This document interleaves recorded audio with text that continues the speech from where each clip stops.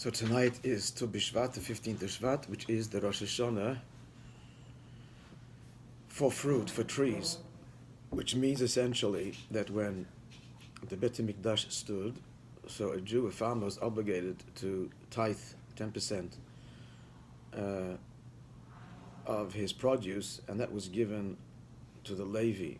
Also, there was Truma, a certain amount before that, an unspecified amount, in essence, that was given to the Kohen. So there are various obligations that he needed to separate from his produce for various purposes.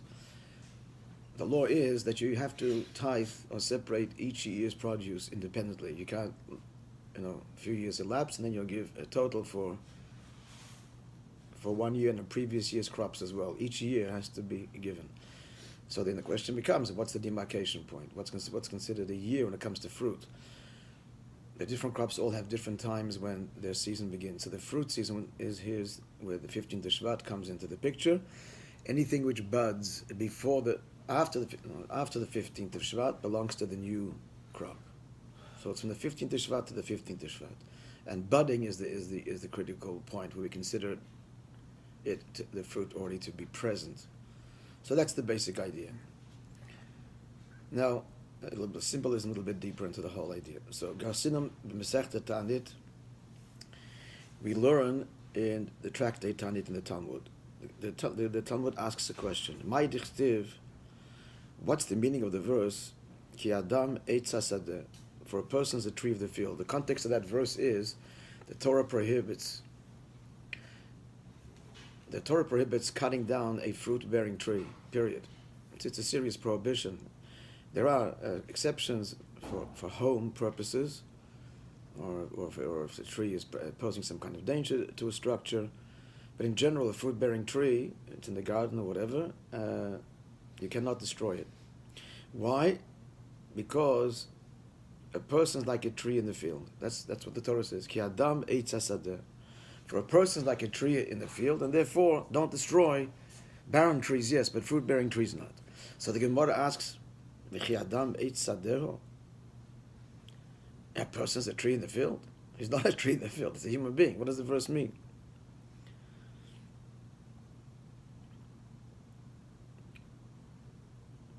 So, what's the deeper meaning? El Mishum Dichtiv, the Torah continues there and says, why shouldn't you cut it? What should you do? You shall eat from the fruit-bearing tree, its fruit, but don't cut it down. Then it says about another tree which doesn't bear fruit, that one may cut down and destroy, effectively. So, what does this mean symbolically and spiritually? So which yes, why one yes and the other not? Im Talmud Chacham Hagunhu, the Torah is saying like this: if the scholar in question is a proper, fitting person, so he's not just a person with knowledge. You want to learn Torah, so you're looking to who should be a teacher. So we're getting some advice here. If he's not just knowledgeable, but he is proper, eat from him, learn from him, and don't cut him down, don't ignore him, become his disciple. V'im love, but if not,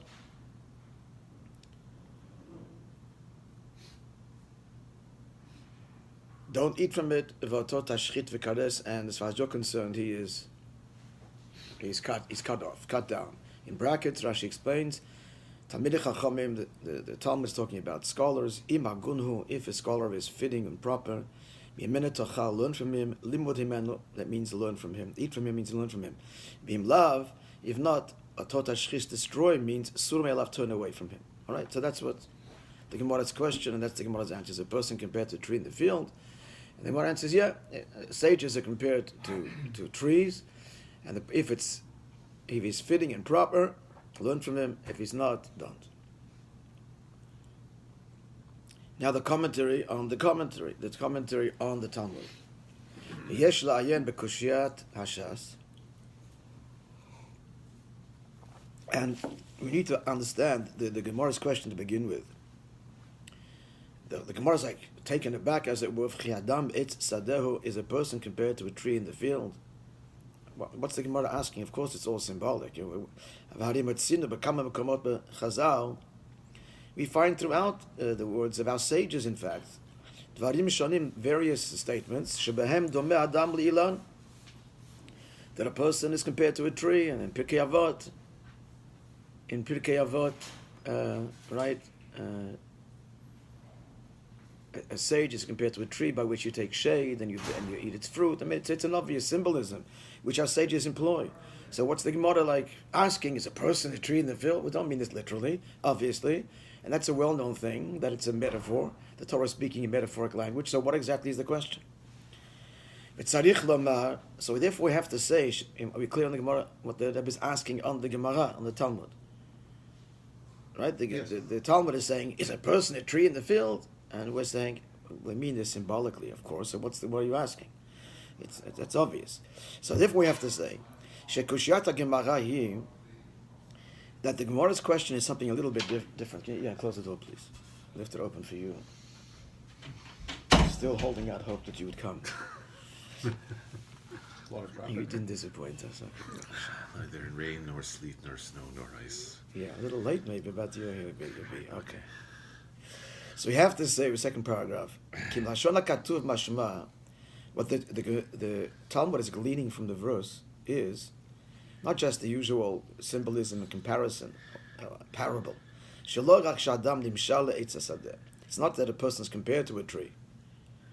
That's not what the verse is telling us. The Gemara is asking. Because there's many analogies between a tree and a person. There's the roots, the branches, the fruit, the good things that we do, whatever. That's not what the verse is saying. That's acceptable. It's not just you can compare a person to the tree, but it's the symbol. The symbol of the human being is a tree. And that's the question. It's the only symbol. Other things we're compared to. Why is that the... And that's what the Gemara is asking. Is a person the tree? And that's it? That's the only symbolism? The verse seems to be absolute. Don't cut down the fruit-bearing tree because a person is a tree in the field. Not compared to, not like. It's like, obviously it's a symbolism, but the Gemara's question is this the only symbol of all of nature, of all things? That's the one? Why? That's what the Gemara is asking. Avlim ken, but now we have a problem with the Gemara's answer. We don't understand the Gemara's answer, which narrows it down to not dealing with all people, but just scholars. If he's a scholar and he's appropriate, eat from him, learn from him, if not. So the question was, is this the symbol for the person? Then you narrow it down to only one category of people. Not everybody is a scholar and a teacher. In fact, they're the minority. So l'chora, in the answer, we haven't made it the symbol. We're only using it as one model. It's one comparison and one detail. To a tree in terms of a teacher being fitting, not fitting. So we don't understand the Gemara's answer now. How could we say just because of this lesson that we're learning, from a tree, where you can say this absolute statement, that a person is compared to a tree, that remains the symbol when we only narrowed it down to a very specific area or type of person. That's a question we're left with. So first we didn't understand the Gemara's question. Now we explain the Gemara's question. Now we understand the Gemara's answer. You haven't showed us how this is the symbol for the person. We also have to understand it's really the same kind of question. Why are we narrowing it down to scholars and not applying the tree metaphor or model to people in general? All right.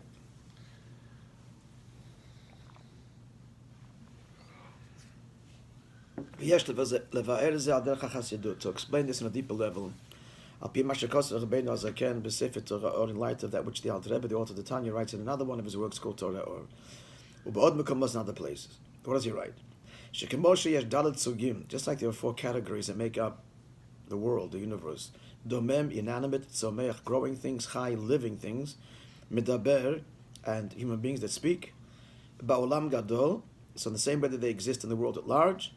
Kach yeshnam dalet sugim elo, these 4 categories exist Ba'olam katan zeh adam, in the micro world, which is a person. A person, so symbolically, also has all these four categories: inanimate, growing, living creature, and speaker. What is that? You'll now explain. Shekachot hanefesh shel adam, a person's faculties, mechulakim, divide the dalat asugim into the four categories we're going to identify now of domem, tzameach, chaim, medaber: inanimate, growing, living, and speaker. Mevayasha. So he says like this: what's obvious that the what corresponds to the inanimate is our ability to act. You make a mark on the world. That's we affect. We can mold. We can shape. We can act upon the world. That's the inanimate part of us. Now, what's the growing part? The parallel of the growing dimension, of growing within the person, is the person's emotions. And the animal or the living part, that's intellect. Because what's the difference between a growing thing and a living creature? The life force in growing things, mugbal, is very limited, to growth, mikatnus, from small, gadlus, to bigger. Masha'inkin balchai, whereas a living creature, it doesn't just is more than just getting from small to big. It doesn't just mature and get older. Aside from simply growing, stationary, but from big to small to big, there's movement. It doesn't remain in one place. And that's the same parallel in terms of emotions and intellect. And this parallels the difference between a person's feelings and his intellect. To be midot, emotions, you're basically born with the same emotions. It's the kind of person that you are. So all that happens in life is, the emotions grow from small emotions and as a child, and then they develop and deepen over time. You can't compare the emotional complexity and depth of a small child to a grown-up. But essentially, it's the same emotions. You're hardwired with these emotions. They just mature over time. But intellect is more than just maturing. It's not just young. It's as follows. But this intellect has this property that it can move. Like a living creature is not limited to one place. It moves around. Intellect has the ability to entertain different things, different perspectives, and move. You can't change the way you feel about things, but you can only change your understanding and perception radically. You thought that things were like this, now you understand things another way. So intellect can completely move around. Intellect is not limited to one particular path. Even in one particular subject, one can understand in one subject, the intellect can conclude, well, in this case, you've got to approach it with a chesed way, and to take the lenient path, or being in sheni, and then another area, haseichel mechayev, intellect would say, in another discussion, that you've got to be strict. So intellect can come with very different conclusions for all kinds of situations as we analyze each situation. Mashenken amidot, whereas emotions, mugbalot mkoman umadegon. First of all, each emotion itself is limited. The emotion of love is an emotion of love. It's not going to become something else. The faculty of kindness is not going to become gvura, and the faculty that the person has to be strict and judgmental, that component of his emotional makeup is not going to become chesed. But the mind can have all different kinds of conclusions, opposite conclusions in various different cases. But the emotions are always going to remain what they are.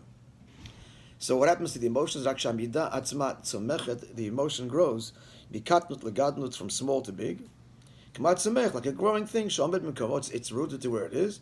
It grows and becomes bigger and bigger. So emotions can become bigger, but you can't change the emotions. Intellect, different perspectives, constantly. So that's the question now. Having said that, we're going to ask the Gemara's question. So the Gemara, now assuming this kind of insight already, is asking, the next page, are we going to define a person as an emotional creature? It's one component that he has. Surely intellect is a greater faculty? That's the question. The Torah Adam More Ambalat HaSechel. We're talking about a person, surely a person, his virtue is his intellect. In addition to the fact that the human being is superior to a living creature because he's intelligent, more than that, there's many ways to describe a human being. That a human being can be referred to in the brackets. He gives us 4 ways: Adam, Ish, Gever, and Nosh. They all mean person, but there's different ways to say it. Why do we have these 4 descriptions? Because they all address different faculties or different types. Adam means intellect. Ish means emotion. We learned Gever is someone who's trying to develop. He's weak in one of those 2 areas and he's trying to develop it. And Enosh means someone who's weak and not trying to develop it. But the point being, Adam. So when we use the word Adam, which is the word used in the verse, we're talking about the human being who is endowed with the most virtuous of human properties, and that is intellect. As we explain in many places. So that's the question. And the Gemara is asking, the Torah itself is describing a person as Adam. Adam is referring to one's intellectual capacity. And then you say, what is he? He is a tree, but that's emotion. So are we defining that the person is primarily an emotional creature? Surely he's primarily an intellectual. That should define him. That is the essence of a human being. His emotions. That's the Gemara's question. Now we're going to see what the Gemara answers. So we're clear? So it's a much deeper question. We're not even asking on using symbolism. Of course, the Torah is rife with symbolism everywhere. The question here is that the Torah is saying of all the symbols we have, it's the tree, which means emotions. But Adam means an intellectual. Animals have emotions too. What sets a human being apart, unique and distinct, is surely intellect. And why are we pinning him to emotion, symbolized by the tree, which grows and grows and grows, but is rooted to what it is, which is the nature of emotion. So now we're going to see the Gemara's answer.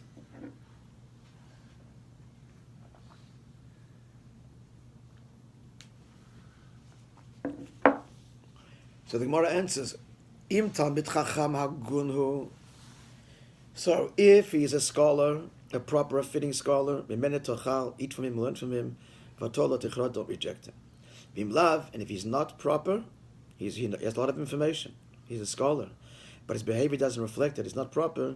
You are to reject him. So what's the Gemara saying in explaining what the verse is telling us here?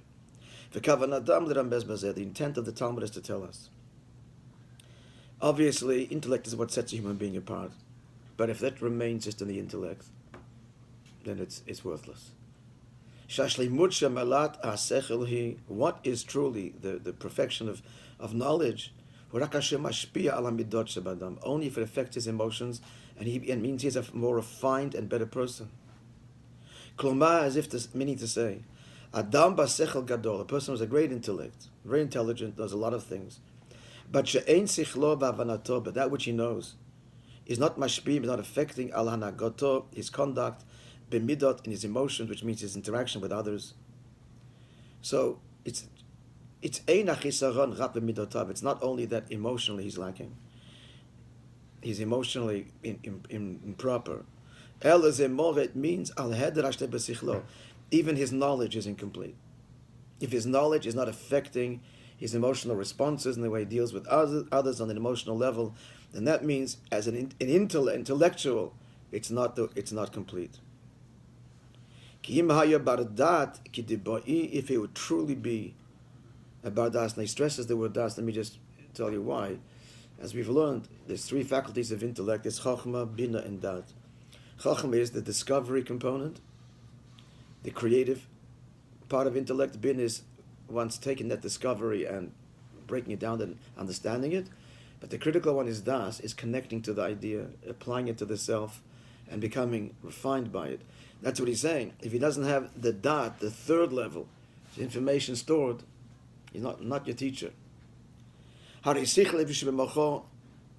Ki im haya bardat, if he was a true bardat, which meant he went to the third stage and applied and internalized and really connected to what he learned, then his knowledge, his intellect, in his brain, sholet al hergesh shebelev, it would control his emotions, leshanot et midotav letova, and refine them and contain them and change them for good.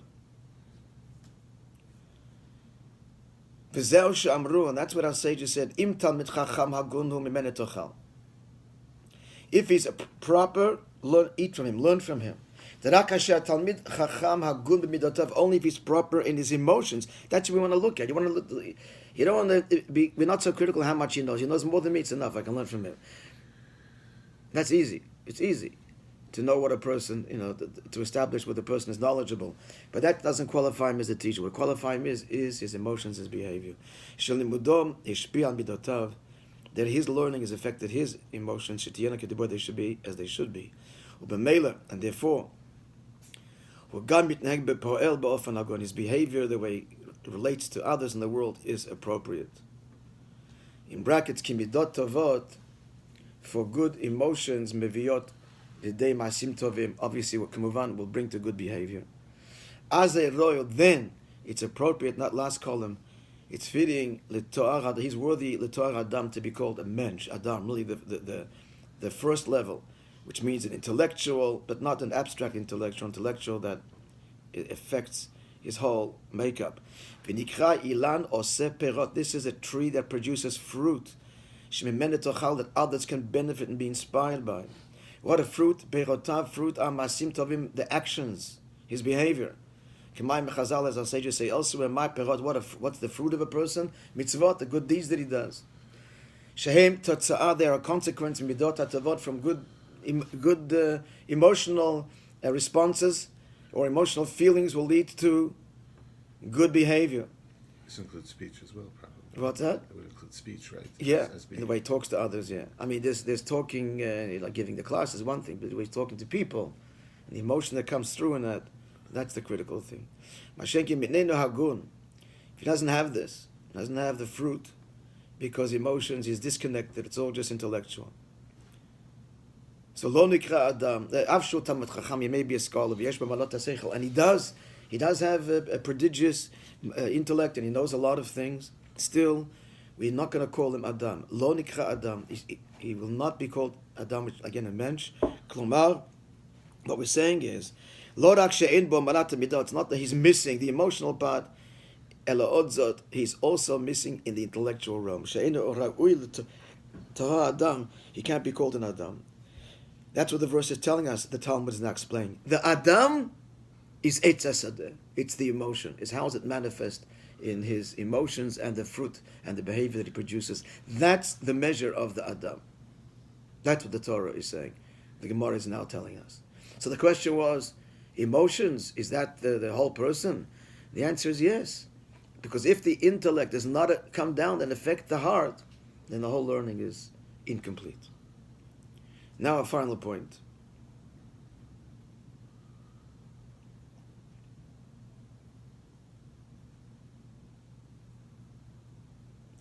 This is also borne out Bilchot Talmud Torah, in the laws of Talmud Torah.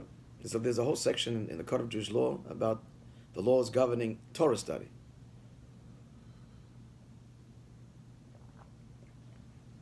So there we find as follows.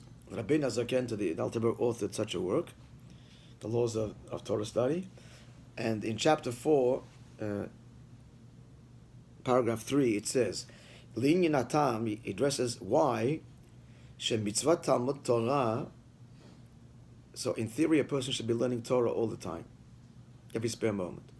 But nitchit, it's pushed aside, mipnei mitzvah, when there's a mitzvah that presents itself, shehi efshar li'asot al yedei acherim, that nobody else can do.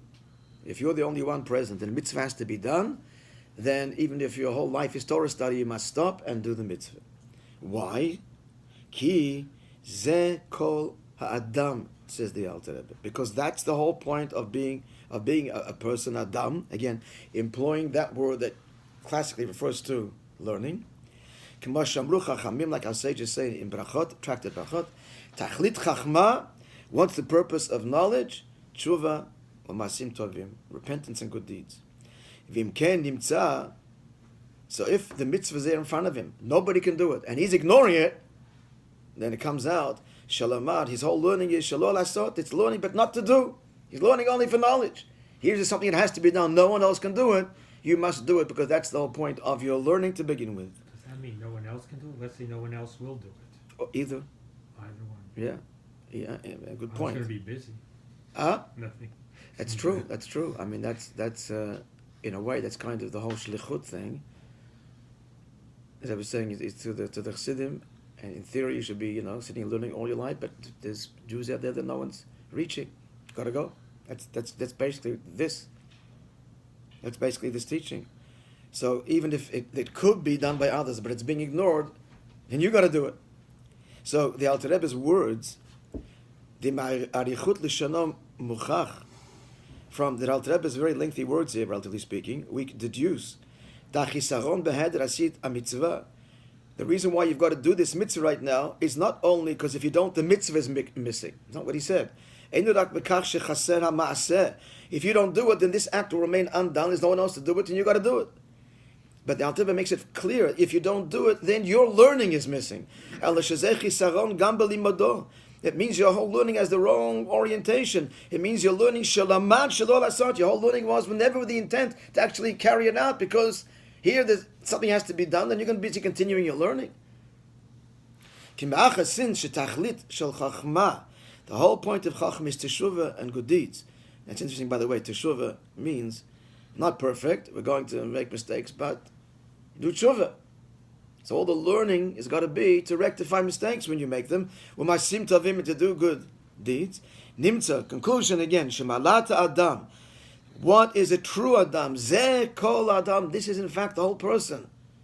We have to see his behavior and his emotions and his behavior. Adam po'el, when his intellect has the desired effect on midatot v'hanagotot, on his behavior, that's what the Alter Rebbe is saying. This is what we'll be saying till now. So let's summarize our question and our answer. The verse said the person's a tree in the field, and the Gemara says, what? The person's a tree in the field? And we're asking on the Gemara, it's a symbol. What are you getting? What's the whole question over here? There's plenty of comparisons, obvious ones, between a person and a tree in the field. Is this the original source for that? Is this the original source? No, we were saying that our sages in Pirkei Avot compare. Prior to this. Not prior. No, the scripture would be like the first source.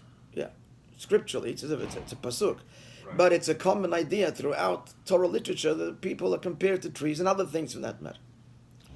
So, what was the Gemara asking? The Gemara's question is really this: the verse is saying, "Adam eitza hasada." Now, Adam refers to the faculty of intellect.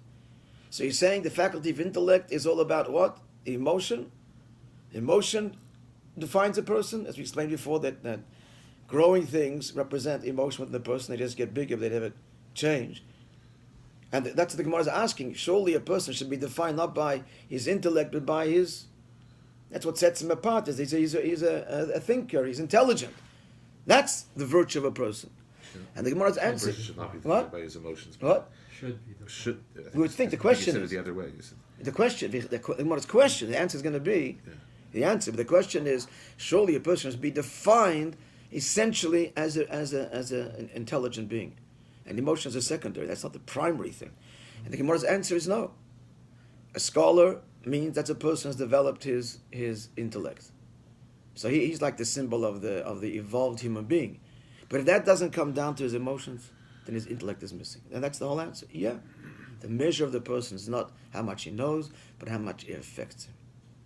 So there's a famous story years ago of the bottom line is this scholar said he learned so much and so much Torah, to which the Rebbe said to him, that's how much you learned Torah. How much did the Torah teach you? How much did the Torah teach you? That's the question. So you learned a lot of information, but how much did it teach you to become a more refined person? Are you producing the fruit? Also, which also implies that others benefiting from you. Fruit means that somebody else can benefit, and it's taken from the tree and it nourishes them. Is your learning such that it's inspiring and bringing a benefit to others, and if it's not, then your learning is incomplete. That's So the how bottom does line. this reconcile with the concept of Torah Lishma, like it's for its own sake, learning Torah for its own sake? What that's referring to is not learning Torah for, for our own knowledge, for our own reward, but for its sake. And it says, like the case over here, and there's a mitzvah to be done, and there's no one there to do it. You got to do it. So that's really the it, not the personal agenda, but what Torah wants from a person, and that is to be a mensch. So your grandmother was right. You got to be a mensch, or your parents. That's the most important thing. The truth is, unfortunately, in our school systems, there's too much emphasis on amassing knowledge and not enough on being a mensch. I mean, it's there, but it's got to be more. And the truth is, that's most important. And the most important thing a kid should come out of school with. Yeah, he's got to come out with knowledge to make a living and everything else, but that's a means for an end. To come out as a mensch and someone with a sense of responsibility, a fruit-bearing tree that others benefit from, provide shade for. That's really the crowning achievement of an education. So one of his big campaigns was this moment of silence in the public school, which was many schools did adopt. Okay, you can't teach religion, okay, but just give the children every moment a moment of silence to reflect on, hey, we're learning it for what? What's it all for? What's the point? So get a job, make money, and the studies were done where the children just tell them what to think about, just silence. Later they describe, what they're thinking about there, the incredible effect it has had on their overall behavior and outlook on life. This moment of reflection. And the idea is this: is to put all the learning in for what, the context of it all. Okay, my friends, have a wonderful day.